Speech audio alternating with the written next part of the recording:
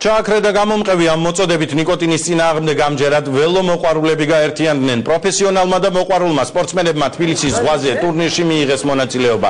შეჯიბრის სპორტის სამინისტროს ახალგაზრდული ფრთის აქციის ფარგლებში გაიმართა, რომლის მიზანიც თამბაქოს მომხმარებელთა რიცხვის შემცირება. ტურნირში გამარჯვებულებიც გამოვლიდნენ, რომელთაც სპეციალური ჯილდოები და ტურნირის თასი გადაეცათ. მიზანი იყო ჯანმრთელი ცხოვრების წესის განერგვა საქართველოში, საზოგადოებაში, ახალგაზრდებში. ეს ყველაფერი ხელშეუწყობს, რომ ხალხმა იცხოვროს ჯანმრთელად, უფრო ხშირად ივარჯიშოს.